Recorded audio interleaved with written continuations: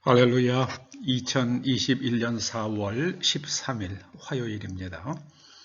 오늘 하나님께서 우리들에게 생각해 보라 주시는 말씀은 요한계시록 18장 21절입니다.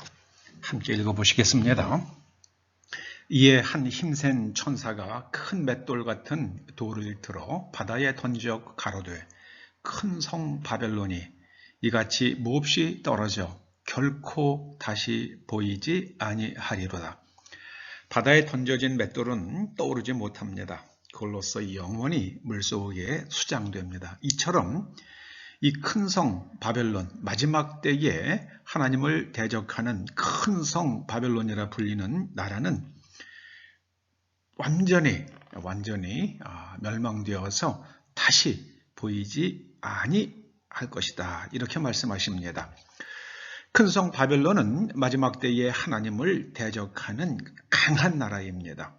그 나라는 마귀의 본진입니다. 지옥 같은 나라고 더럽고 가증한 새가 지옥을 만드는 나라입니다. 여러 나라의 통치자들과 음행을 하는 나라입니다. 한 나라가 다른 나라의 통치자들과 어떻게 음행을 합니까? 음행이라는 것은 성적인 죄 아니겠습니까? 성적인 죄라는 게 돈으로 거래할 수 없는 것을 거래하는 게 바로 음행입니다.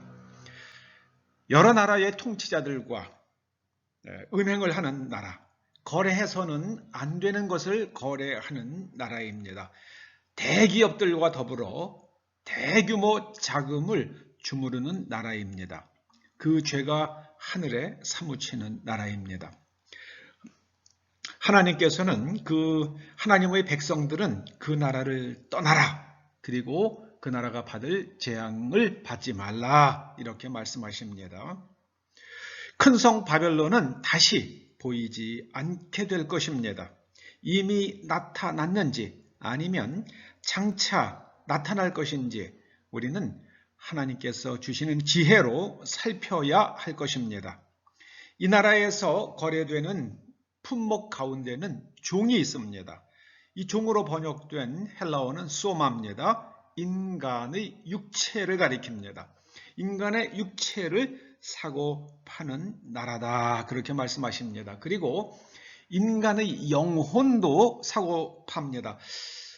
인간의 영혼을 어떻게 사고 팔겠습니까? 이건 개인의 정보, 그 사람이 어떤 취향을 가진 사람인지 어떤 정신세계를 가지고 있는지 알 수 있는 빅데이터, 개인에 관한 빅데이터를 수집하고 그것을 거래하는 나라가 될 것이다. 그런 말씀입니다. 여러분, 아무쪼록 하나님께서는 마지막 때가 되면 깨어서 기도하라고 하셨습니다. 깨어서 기도하라고 하셨습니다. 분별하며 기도하는 가운데에 하나님께서 말씀하신 첫 번째 부활에 참여하는 저와 여러분 우리의 자손들 그리고 하나님의 백성들 되기를 주님의 이름으로 축원합니다. 아멘. 아버지 하나님, 저희로 깨워서 기도하는 가운데에 시대를 분별하고 큰 성 바벨론이 어떤 나라가 될 것인지 살피며 그 나라를 떠나서 그 나라가 받는 재앙에 무쳐 함께 재앙을 받지 않도록 은혜 내려 주시옵소서. 예수님의 이름으로 기도드립니다. 아멘.